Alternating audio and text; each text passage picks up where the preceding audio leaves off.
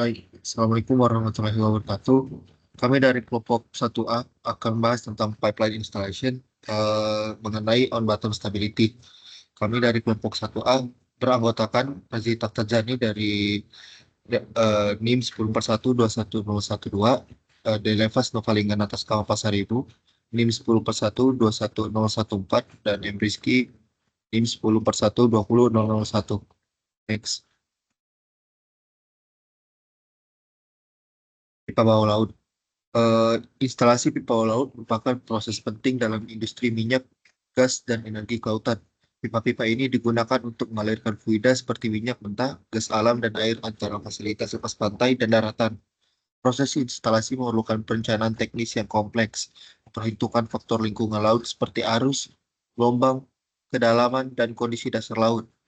Keberhasilan instalasi pipa bawah laut sangat krusial untuk menjamin efisiensi operasional serta keamanan jangka panjang.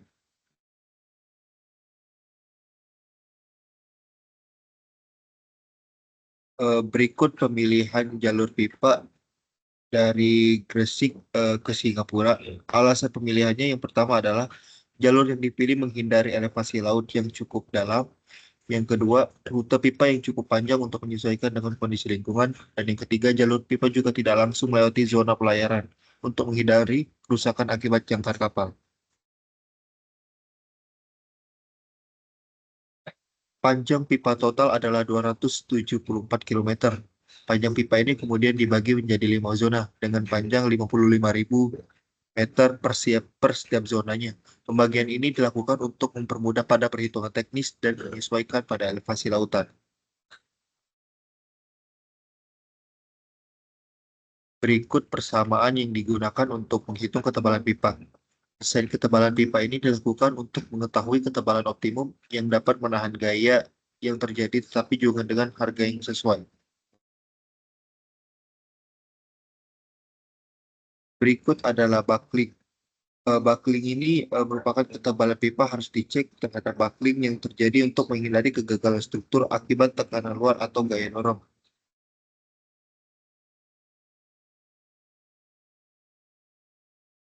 Berikut persamaan untuk propagating pressure dan collapse pressure. Next.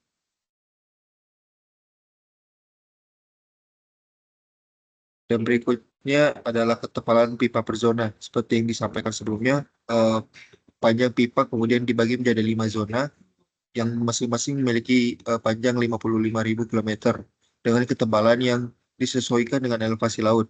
Tebalan pipa ini sudah diperhitungkan dengan persyaratan yang ada dan sudah cukup untuk menahan buckling, propagating pressure, dan collapse pressure.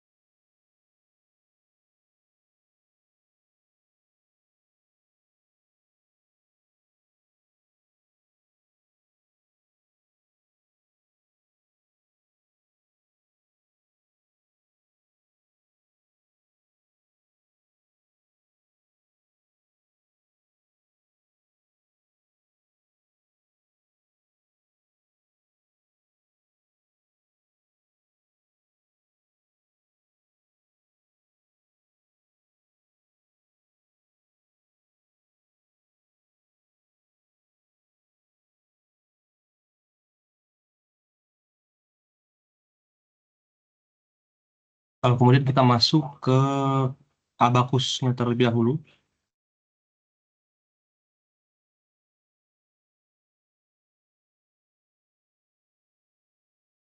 Pertama-tama itu kita membuat codingnya terlebih dahulu supaya nantinya dia akan membuat sketch secara otomatis, di mana nanti setelah codingnya sudah dibuat dan sudah kita input data seabed yang sudah kita convert dari studi kasus masing-masing, nantinya akan menghasilkan seabed seperti gambar berikut ini.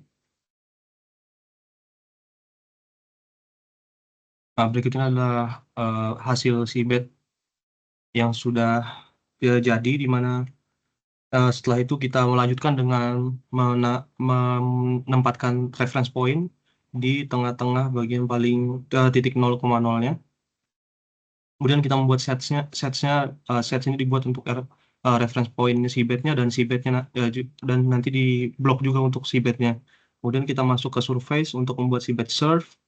Lalu setelah dibuat di meshing, mesh part, kemudian dilanjutkan dengan membuat pipa. Pipa ini nantinya dibuat dengan panjang sesuai dengan panjang seabed. Kemudian diatur pula juga untuk sets-nya pipa dan surface-nya pipa surf. Kemudian masuk ke materials. Nah, dalam materials ini kita membuat steel dengan density sebagai berikut 7.850. Kemudian elastiknya dengan Poisson ratio 0,3 dan plastik sesuai dengan studi kasus masing-masing. Kemudian kita membuat sectionnya. Section tadi kita masukkan steelnya. Kemudian kita membuat profil, itu profil untuk mulai dari ketebalan pipa dan radius pipanya. Dan kalau jika sudah masuk ke instance ini nanti kita nge-instance pipa dan seabed-nya. Kemudian kita nanti akan membuat sets untuk pipa, seabed yang reference point dan seabed. Kemudian kita membuat surface-nya lagi untuk pipa surf dan seabed surf. Kemudian kita masuk ke steps nantinya. Steps ini nanti kita akan membuat untuk gravitasi dan pressure. Kemudian nantinya kita akan membuat interaksi antara pipa dan seabed, termasuk interaksi gravitasi dan pressure. Lalu kita akan membuat constraint.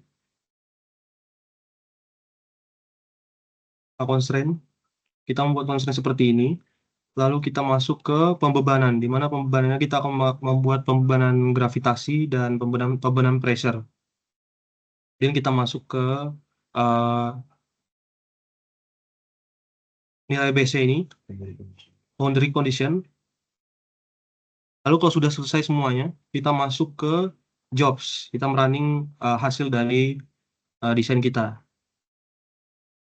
Dia nanti akan keluar nilai sebagai berikut, di mana nilai tegangan maksimumnya sebesar 1,305 kali 10 pangkat 8.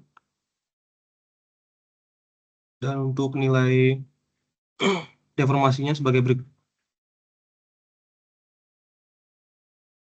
Untuk nilai tegangannya seperti yang kita lihat di sini, tegangan maksimumnya ada di area yang memiliki cekungan paling besar cekungan paling dalam pada seabed. Satu lagi.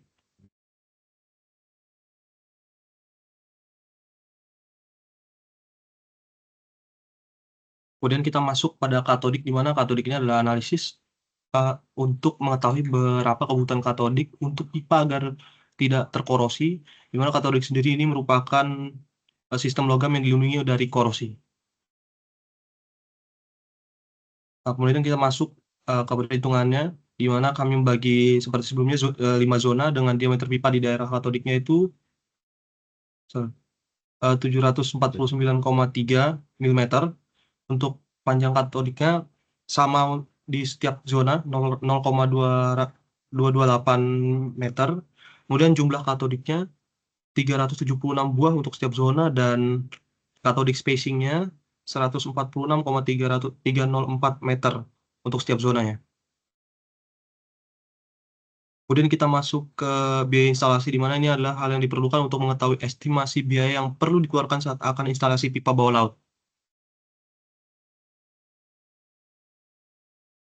Nah, berikut ini adalah rencana anggaran biaya, di mana estimasi biaya yang perlu dikeluarkan berdasarkan perencanaan kami adalah sebesar 99 juta USD. Namun jika memperhatikan hanya tentang panjang berat pipanya saja, maka akan membutuhkan 18 juta US dollar.